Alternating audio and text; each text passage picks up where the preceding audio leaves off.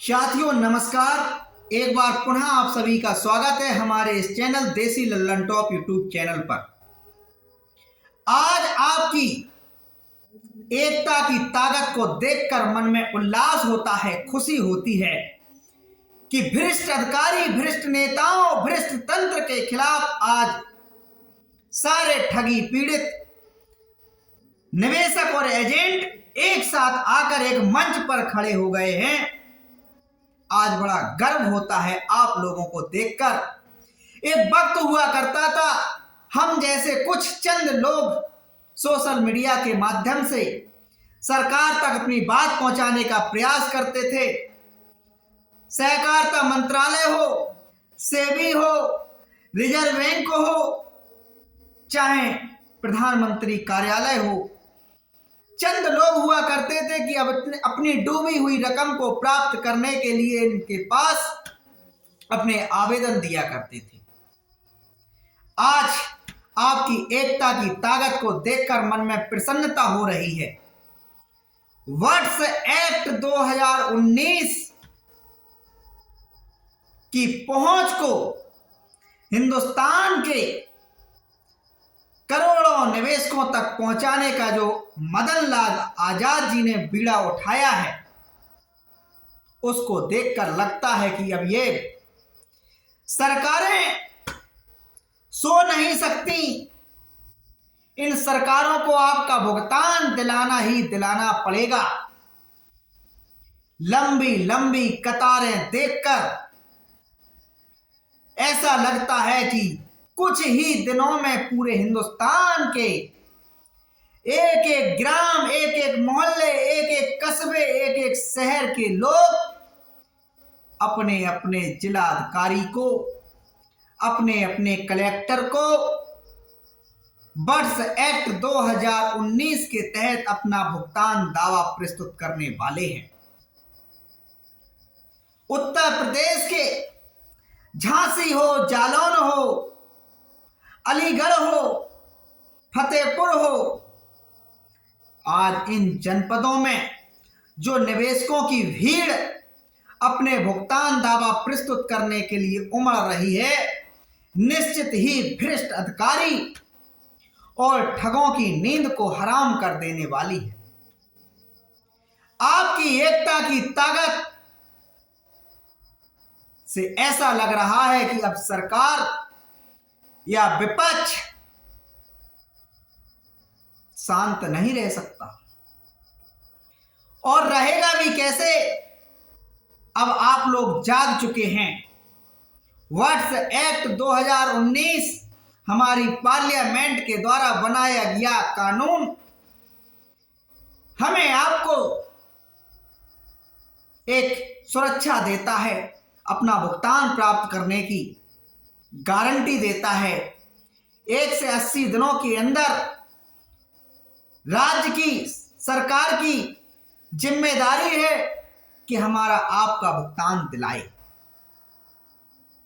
साथियों,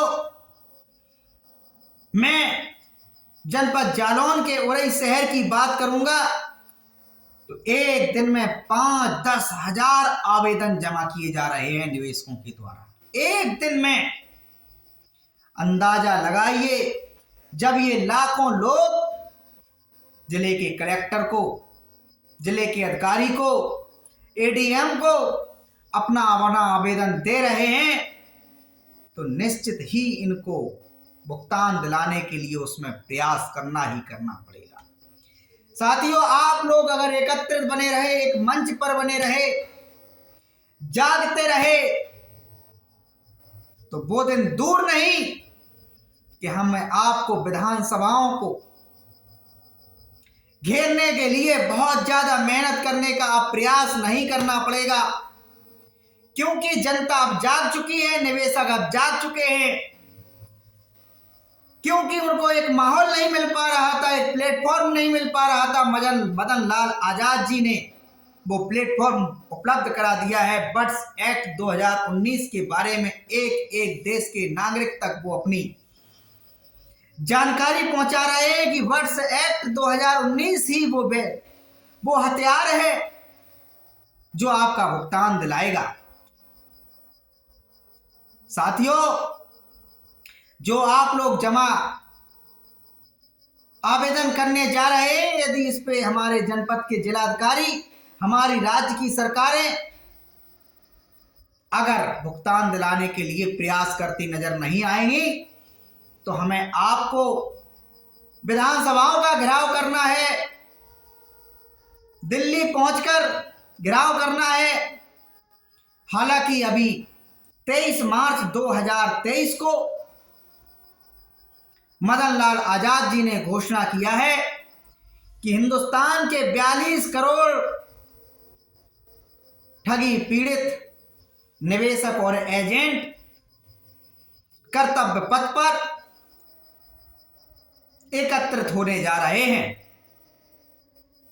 42 करोड़ ठगी पीड़ितों का मकसद है, यदि 23 मार्च के पूर्व हमारा आपका भुगतान मिल गया तो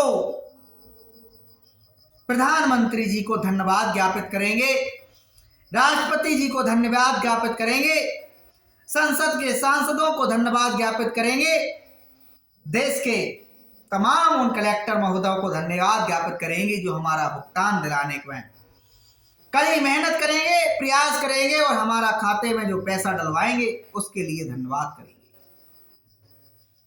और यदि 23 मार्च तक हमारा आपका भुगतान नहीं मिला तो 42 करोड़ निवेशक, 42 करोड़ ठगी पीड़ित परेशान एजेंट निवेशक इस सरकार के लोगों को, विपक्ष के लोगों को अपनी अपनी कुर्सियों पर बैठना हराम कर देंगे, उनकी नींदें हराम कर देंगे। साथियों, ये हमारा खून पसीने मेहनत की गाड़ी कमाई का पैसा है, इसे हम इतनी आसानी से नहीं डूबने देंगे, क्योंकि जो पैसा निवेशकों से, एजेंटों से इन ठगों ने लूटा है, चाहे केंद्र की सरकार हो, चाहे वो केंद्र की एजेंसियां हो, चाहे वो राज्य की सरकार हो, चाहे वो राज्य की एजेंसियां हो, उनके द्वारा लाइसेंस लेकर जनता से पैसा ठगी है, जनता से पैसा लूटी हैं। जब वो कार्यालय जनपद के अंदर खुलता है तो निश्चित ही उसकी खबर शासन प्रशासन के लोगों को होती है। कई बार देखा जाता है कि उन ठगी करने वाली कंपनियां उन क्षेत्रीय नेताओं को बुलाती हैं, क्षेत्रीय स्थानीय अधिकारियों को बुलाती हैं फीता कटवाने के लिए। तो साथियों, भुगतान हमारा अधिकार है, इसे हमें प्राप्त हर हाल में करना है। वर्ष एक्ट 2019 हमें एक ऐसा हथियार मिल गया है जो हमें गारंटी भी देता है, सक्षम प्राधिकारियों अधिकारियों को उनकी जिम्मेदारी देता है कि आपको किस प्रकार से हमारा भुगतान दिलाना है, कैसे संपत्तियों को नीलाम करना है, कैसे ठगों को सलाखों के पीछे पहुंचाना है। अब हमें भुगतान प्राप्त करने के लिए कोई बहुत ज़्यादा मेहनत करने की ज़रूरत नहीं, तनाव लेने की ज़रूरत नहीं, डिप्रेशन लेने की ज़रूरत नहीं। अब डिप्रेशन लेना है तो उन अधिकारियों को जिन्हें हम भुगतान का आवेदन देते थे और हमारा आवेदन पर कोई कार्रवाई नहीं होती थी, कोई न्याय नहीं होता था। सारे निवेशक, सारे एजेंट कभी उपभोक्ता फोरम जाते हैं, कभी स्थायी लोक अदालत जाते हैं, कभी पुलिस थाने जाते हैं, कभी जिला अधिकारी के यहाँ, कभी भागे भागे फिरते रहते थे। अब भागने की जरूरत नहीं, अब बस यूनिट होने की जरूरत है, अपनी शक्ति को पहचानने की जरूरत है। निवेशकों को अपनी ताकत का अंदाजा अभी तक नहीं था। मदन लाल आजाद जी ने एहसास करा दिया कि सारे निवेशक एक मंच पर आ चुके हैं। अब बस जागते रहिए, भुगतान की उस कतार में जाकर खड़े हो जाइए। वर्ष एक्ट 2019 के तहत अपना आवेदन जिले के जिलाधिकारी को, सक्षम प्राधिकारी को जाकर देकर आइए और इंतजार कीजिए उस दिन का जिस दिन हमारा भुगतान हमारे खाते में आ जाएगा, और साथियों यदि भुगतान नहीं आएगा तो हिंदुस्तान में हमारी आपकी जो संख्या है वो 42 करोड़ है। 42 करोड़ लोगों को इन ठगों ने, इन बेईमानों ने लूटा है। जिंदगी भर की मेहनत की गाली कमाई को लूटा है। वो 42 करोड़ लोग मतदान का बहिष्कार कर देंगे, भ्रष्ट नेताओं को कुर्सियों से उतार देंगे। इस देश ने ऐसे ऐसे आंदोलन देखे हैं, नमक के पीछे इस देश में आंदोलन होते रहे हैं। इस देश में लोग अपने अधिकारों के लिए लड़ना जानते हैं। इस देश की मिट्टी में वो खून है, वो शक्ति है, वो ऊर्जा है जो कभी ठगों के खिलाफ लड़ी, कभी लुटेरे पुर्तगालियों से लड़ी, कभी लुटेरे मुगलों से लड़ी, तो कभी लुटेरे अंग्रेजों से लड़ी। तो इन चंद मुट्ठी भर लुटेरों से लड़ने में इस देश की जनता को जरा सी भी समस्या नहीं होगी, जरा सी भी दिक्कत नहीं होगी। ये वट्स एक्ट 2019 के तहत जो आवेदन आप लोग देने जा रहे हैं उससे नजर आने लगा है, प्रतीत होने लगा है। भीड़ को देखकर अधिकारी तनाव में हैं, उन्हें समझ नहीं आ रहा है कि कैसे इन लोगों को रोका जाए। साथियों, आपको रुकना भी नहीं है, आपको जागना है।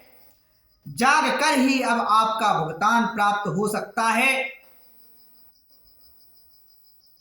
जनपद के जो जिलाधिकारी लोग हैं, बहुत सारे लोग कह रहे हैं कि सहारा पर एम्बार्गो है, वट्स एक्ट में अगर आवेदन दे भी दिया जाए तो जिलाधिकारी लोग कैसे संपत्तियां कुर्क कर पाएंगे, कैसे नीलाम कर पाएंगे, कैसे निवेशकों का भुगतान दिलाएंगे। तो साथियों, यही जिलाधिकारी लोग माननीय सुप्रीम कोर्ट जाएंगे कि निवेशक हमसे भुगतान मांग रहा है, आप सहारा की संपत्तियों को हमें नीलाम करने का अवसर दें, नीलाम करने की अनुमति दें, भुगतान की प्रक्रिया हमें प्रारंभ करना है, वट्स एक्ट 2019 की पालना कराना है। यही जिलाधिकारी लोग जाएंगे, यही राज्य की सरकारें जाएंगी, सुप्रीम कोर्ट में जाके अपना आवेदन लगाएंगी, याचिका लगाएंगी, पिटीशन लगाएंगी और सुप्रीम कोर्ट से कहेंगी कि सहारा की संपत्तियों को हम बेचना चाहते हैं। तो आपको अब विचलित नहीं होना है। वट्स एक्ट 2019 के लिए एक एक निवेशक को आवेदन देना है, एक एक एजेंट को आवेदन देना है। अब भुगतान मिलकर रहेगा। 1 से 80 दिनों के अंदर भुगतान प्राप्त करने के लिए सारे के सारे निवेशकों को बस हर हाल में भ्रमित नहीं होना है, गुमराह करने वाली उन बातों में नहीं आना है कि नहीं वट्स एक्ट से कुछ नहीं होगा। वट्स एक्ट से भी होगा, आपके जागते रहने से भी होगा, आपकी यूनिटी से भी होगा।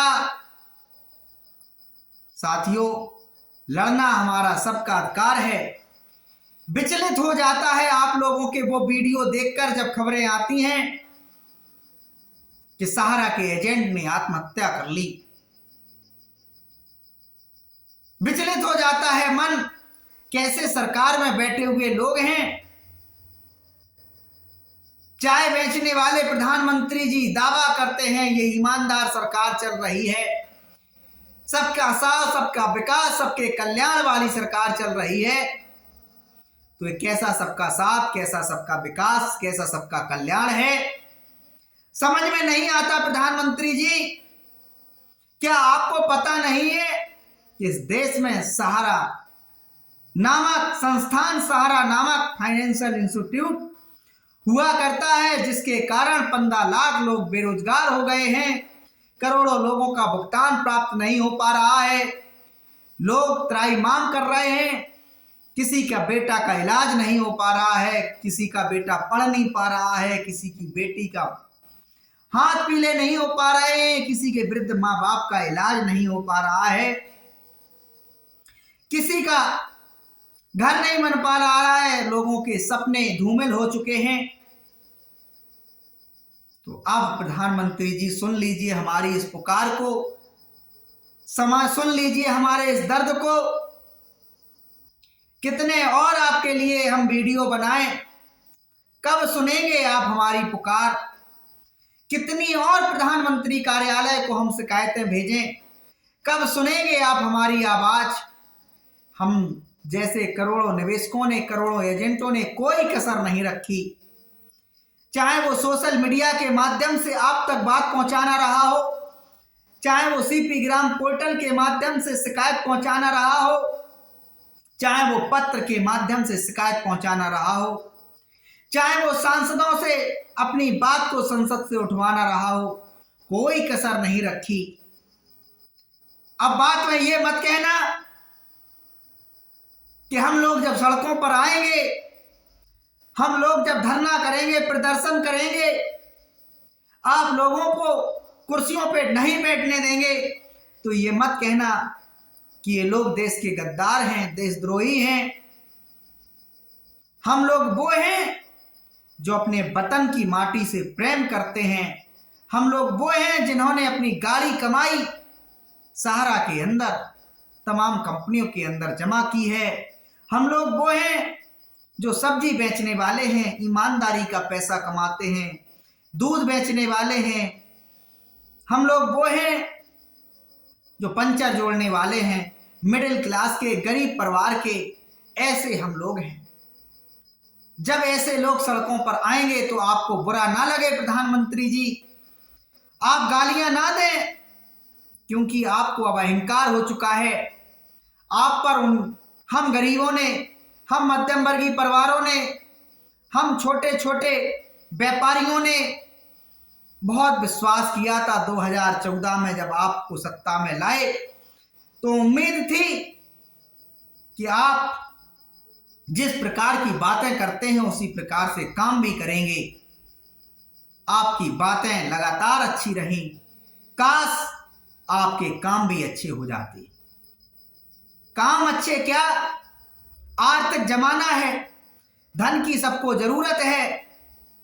आपने 15 लाख का सपना दिखाया था, ना काला धन का पता लगा ना कुछ, बल्कि नए नए ठग पनप गए। विजय माल्या जैसे, नीरव मोदी जैसे लोग देश को लूट कर भाग गए। अडानी ने घोटाला कर दिया, लोगों का पैसा डूब गया।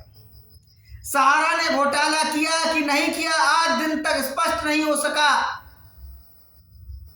सिर्फ इतना देश के लोग जानते हैं कि सहारा को जो सजा दी जा रही है वो इस बात की सजा दी जा रही है कि सहारा रियल एस्टेट और सहारा हाउसिंग कॉर्पोरेशन लिमिटेड ने सेबी से निवेशकों से धन जुटाने के लिए परमिशन नहीं लिया था। तो साथियों, सहारा ने परमिशन सेबी से नहीं लिया। सहारा जिस प्रकार से कहता है कि हमने कंपनी ऑफ रजिस्ट्रार से लिया था, तो वो भी भारत सरकार की एजेंसी है। अरे परमिशन की बात के लिए क्या किसी एक कंपनी को बर्बाद कर दिया जाए? कहां का न्याय है? किसी एक ऐसे संस्थान को तबाह कर दिया जाए जिसमें 15 लाख लोगों की रोजी रोटी चलती थी, उनका चूल्हा जलता था। ये कहां का न्याय है? ये कहां का न्याय है? निवेशकों का 25 से 27 हजार करोड़ रुपया से भी सहारा एस्क्रो अकाउंट में पड़ा है। ये कहां का न्याय है? कहां का न्याय है? साथियों, यदि आप हमारा इस वीडियो को स्किप नहीं करेंगे तो इस वीडियो में आज मैं एक बात और कहना चाहता हूं। बात कहना चाहता हूं सुब्रत राय के लिए। सुब्रत राय तक आज का ये हमारा वीडियो पहुंचा देना, क्योंकि सेबी कहती है सेबी के द्वारा कहा जाता है कि सहारा के निवेशक फर्जी हैं, निवेशक ट्रेस नहीं हो पा रहे हैं। तो सुब्रत राय को मेरी ये फ्री का सलाह है, बड़े बड़े लोग ये सुब्रत राय को सलाह नहीं दिए होंगे। बहुत अच्छा मंत्र मैं दे रहा हूं, उसके लिए सुब्रत राय को मदन लाल आजाद जी को धन्यवाद करना चाहिए। अपने अपने ब्रांचों के माध्यम से सहारा रियल एस्टेट और सहारा हाउसिंग के उन निवेशकों की सूची उपलब्ध कराइए, निवेशकों का स्टेटमेंट उपलब्ध कराइए। जो पाप, जो गलती आपने किया था सहारा रियल एस्टेट और सहारा हाउसिंग को निवेशक को क्यूसॉप में ले जाकर, सोसाइटी में ले जाकर, आज वो पाप, आज वो गलती सुधारने का वक्त सुब्रत राय के पास है। मैं एक ऐसा ज्ञान, एक ऐसी सलाह मुफ्त में सुब्रत राय को दे रहा हूं। आप साबित भी कर देंगे कि निवेशक है, ओरिजिनल निवेशक है, सेबी को मानना भी पड़ेगा।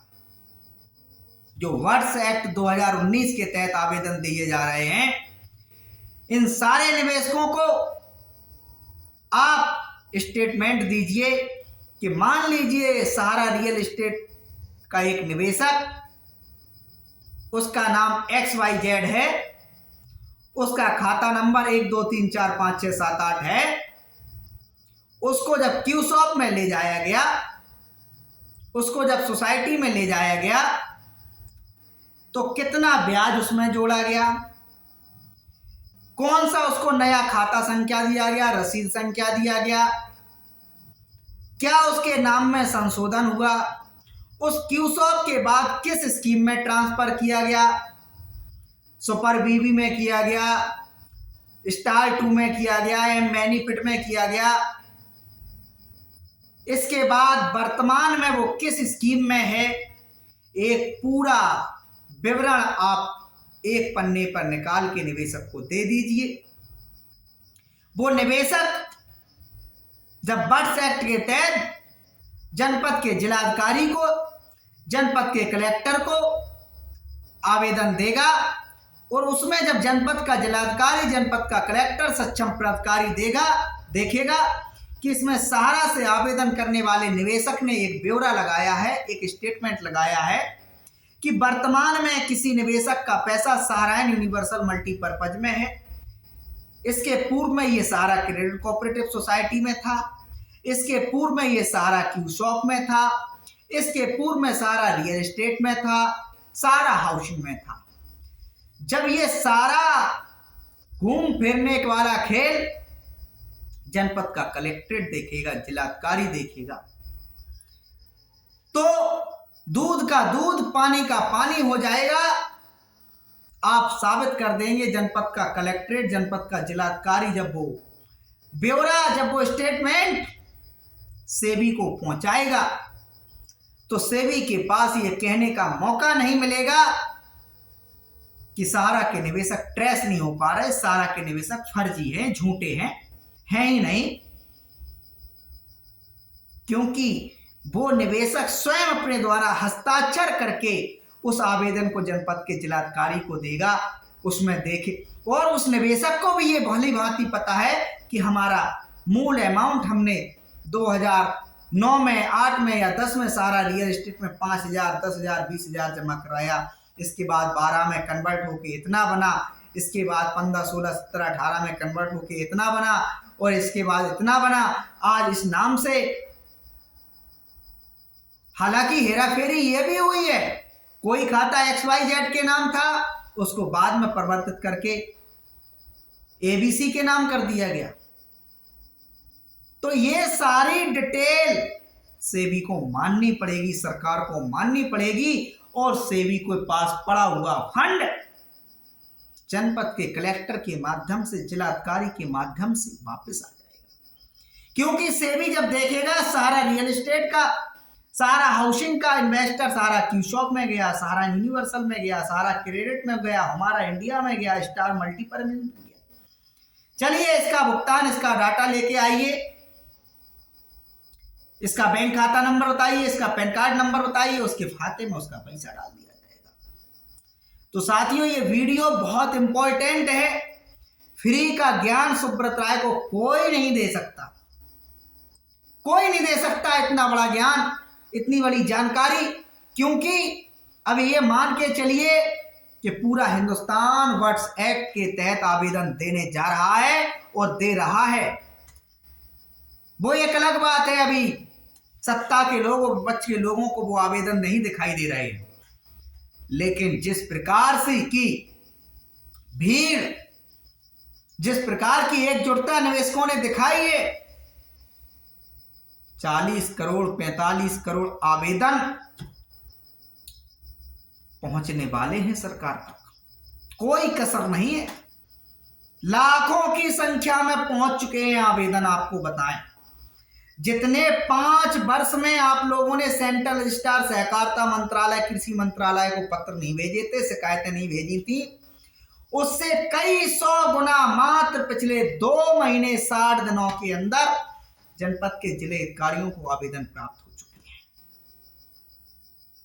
तो इसलिए आज का ये वीडियो हमारा सुब्रत राय सहारा तक पहुंचा दीजिए, वो देख लें, सहारा के अधिकारी देख लें कैसे सेबी जब सत्यापन नहीं कर रहा है, जब सेबी मक्कारी कर रहा है, तो आज सहारा के पास ये साबित करने का भी समय है, अपनी जो धनराशि सेबी के पास पड़ी है वो वापस लेने का भी समय है और कंपनी को पारदर्शिता में लाने का समय है।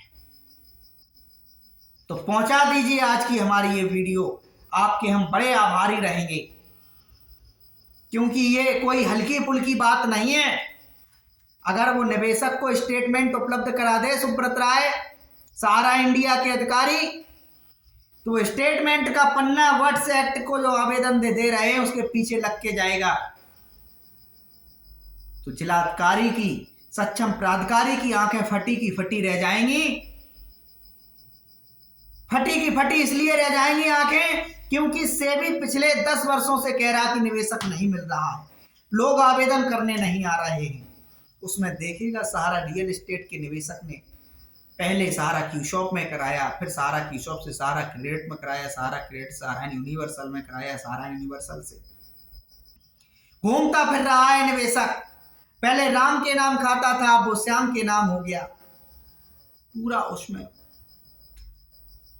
तो पहुंचा दीजिए आज की इस वीडियो को सुब्रत राय सहारा तक, और आपने अभी तक वर्ड्स एक्ट 2019 के तहत आवेदन नहीं दिया है तो आप जाके जनपद के जिलाधिकारी को दे आए, कलेक्ट्रेट को दे आए, एडीएम को दे आए, जो भी सक्षम प्राधिकारी बनाया गया उसको देकर आए। बहुत बहुत धन्यवाद। इस चैनल ने संघर्ष का थाना है और जब तक संघर्ष करते रहेंगे जब तक आपका भुगतान नहीं मिल जाएगा। आज मुझे गर्व है कि आप लोग एक हो गए हैं इस लड़ाई में, इस सहयोग में। एजेंट और निवेशक अब एक दूसरे से लड़ नहीं रहा है, झगड़ नहीं रहा, बल्कि परस्पर सहयोग कर रहा है एक दूसरे का। खुशी है। और यदि आप पहली बार हमारा वीडियो देख रहे हैं, आपको नहीं पता है, तो इस वीडियो को पूरा देखें और समझें बारीकी से। एजेंट और निवेशक को नहीं लड़ना है। धन्यवाद।